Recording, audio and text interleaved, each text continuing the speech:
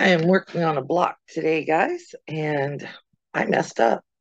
So you're going to get to see my seam ripper in action here.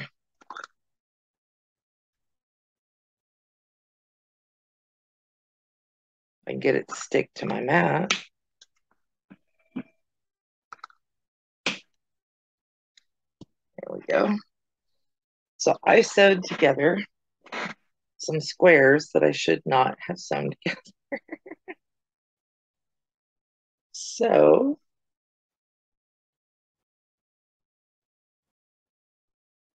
we are going to put this on here. And we're going to let the seam ripper take care of taking my little triangles apart, because they weren't supposed to be half square triangles. They were supposed to be flying geese. And I want to say thank you right now to the subscriber who suggested this one, because my hands are hurting today. And I am definitely glad that I have this baby to be able to do this with, instead of having to hold a seam ripper. And I was actually looking at it, thinking that if I had to, not quite to that point today, but I was thinking that if I had to, I would be able to hold these with my tweezers to be able to take them apart. But that works really well. Can you guys see that?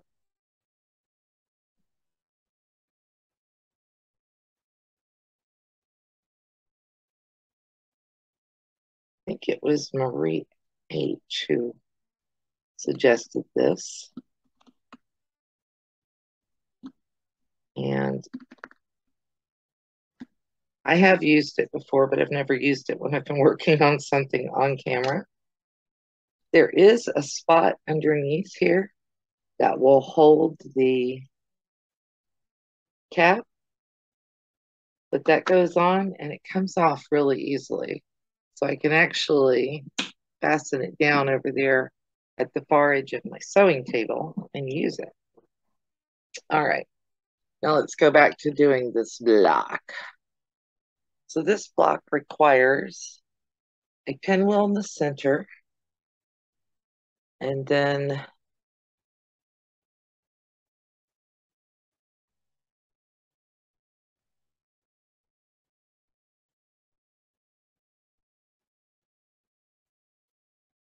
pieces here. The background fabric. Yep.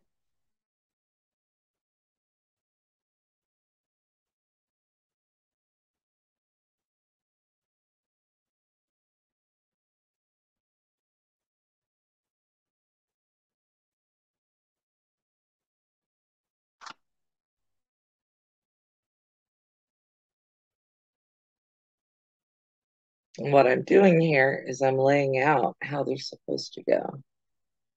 It goes on the right.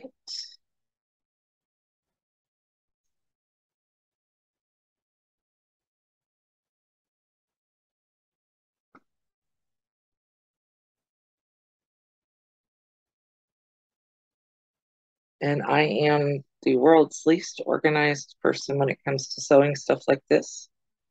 So I am making sure that I lay them all out before I start sewing, because I want all of my flying geese to be exactly the same all the way around. I want this on the right, this on the left. And then once I have the flying geese done, then I can do the next part of the block. So let's take our little detour here and get these sewn on.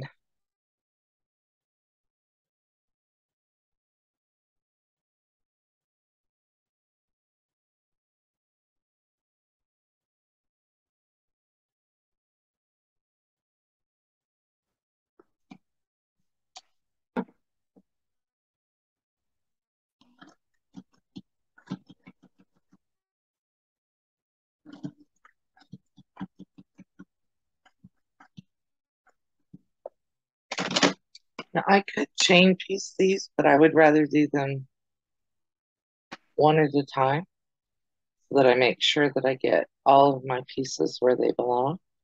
So I'm going to finger press that over, and I'm pressing, not pulling. And then I'm going to go ahead and bring the next piece in, and it goes right here. There is a little bit of overlap right there, but I'm not worried about it. That 1/4 inch should be there because you're doing a 1/4 inch seam.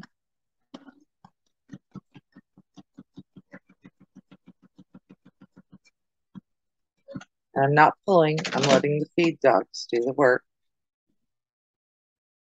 Once again, just fold it over, push it down, and you've got your first flying goose unit. I'm not going to trim these until after I have them all sewn and I take a little heat to them. So I'm just going to lay it back where I had the first one and bring the second one in here to do it.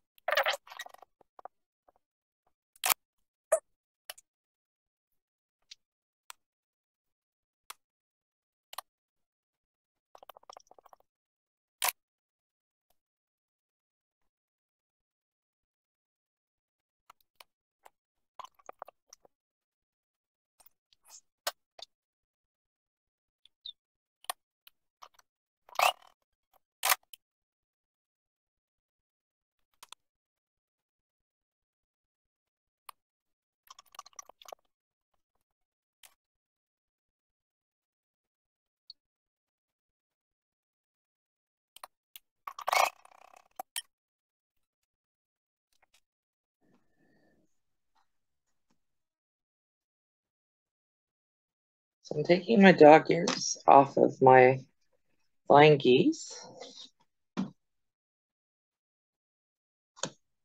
Just doing that real quickly, making sure everything's straight.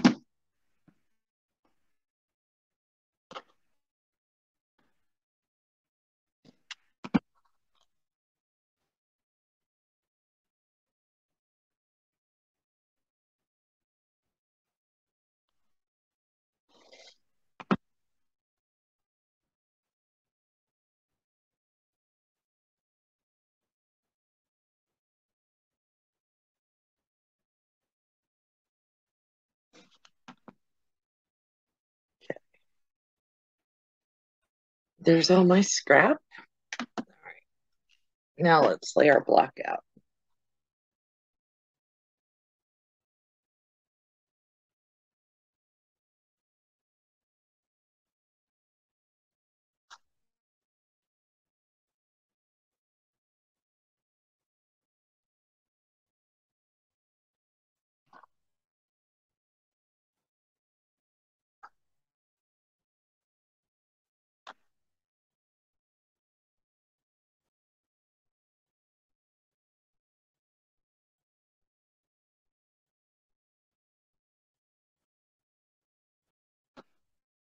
Now what I'm going to do is I'm going to sew this row together, this row together. I'll go ahead and sew my center square and then join these sides to it. So let me do that and I'll be right back with you.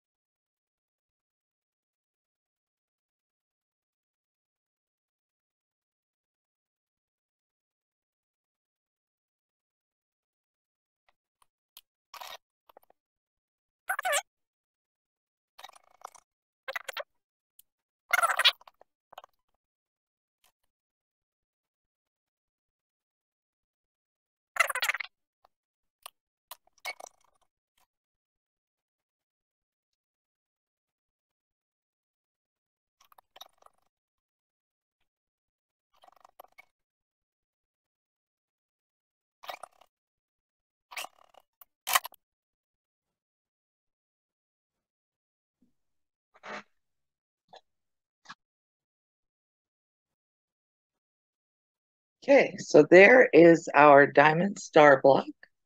Giving it a little bit of iron, so it got a little bit of heat left. And it is 10.5